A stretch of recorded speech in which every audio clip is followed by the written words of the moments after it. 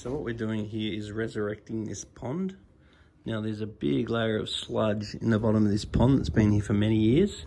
So the first thing we've done is gone and sprinkled a whole lot of aquarium detox through the bottom of the pond. So that's all this white powder that's everywhere. Then in a month's time, we'll come back and that will have given the aquarium detox a little bit of time to go and destroy all the anoxic zones and hopefully get rid of the hydrogen sulfide that could possibly be underneath all this sludge, which would be the root cause of old pond syndrome. And we're also going to replace this hydrocarbon block too, this thing here, and that's a water cleanser. And when that first went in, the pond did get a lot cleaner for a period of time. They noticed it noticeably cleaner for about 8 months and the fish seemed happier. So we'll replace that as well. And that'll just be a bit of natural biological capacity. Then the next thing we're going to do is we're going to take this whole pond apart. We're going to pump all the water out. We're going to retrieve any fish we can get hold of. We're going to take out all these potted lilies. Then we're going to clean the whole pond up, and that will require refilling and pumping the water out probably on numerous occasions. I'm expecting this to take about a full day for a couple of people. Then we're going to reinstall the filtration. At the moment, we're looking at a few different options for the filtration. Option number 1 would be 2 Awasi Filtra 5000s. One, say, there, and one maybe over there, circulating the water. And that's going to give us a very limited capacity.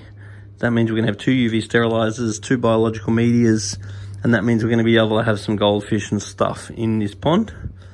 The other option that we're going to consider is going to be a filter skim. We put the filter skim in that corner. That would look like a pool filter or something sitting in the corner of this pond. And we could at some point even consider adding a Filtra 5000 to the other end as well. And once again, making sure they're flowing in the same direction. So we've got kinetic energy in the pond. Then the third option we are going to look at, which is probably the option we're going to go for, is a filter clear. And the filter clear, we're going to hide up here. And it's got a backwash, which is going to nip in underneath the house. So we can easily backwash the filter. And the filter clear is going to give us a very large capacity. That's going to be run off an Aquamax pump. And that's going to allow us to have quite a lot of fish in here, because that would have a very large biological capacity, a nice big UV on it. And then as the pond increases, we could also add a filter to here as well, if we need extra flow or extra filtration. And the other thing that we're going to do too is look at sprinkling some marine pure balls through the bottom of the pond. So we're getting the parallel nitrifying and denitrifying bacteria out of the marine pure balls. And then we'll introduce our fish back in. We'll make sure that we add some water ager, some carbonate powder, and some aquarium salt before we introduce the fish back in. And then when it comes to servicing, we will make sure that the filters are cleaned on a semi-regular basis using water from the pond, not water from the tap. And at least once a quarter, we're going to test the water. We're going to find out where the ammonia, nitrite, nitrate, pH, KH and GH are sitting. So any alterations can be made at the time. So fish keeping really is 50% about water quality and 50% about nutrition. So in this pond, we're going to start feeding the NLS probiotics food. It is a little bit more expensive, but the amount of nutrients bang for buck you get is actually good value. And the probiotic bacteria is very good for the fish's digestion.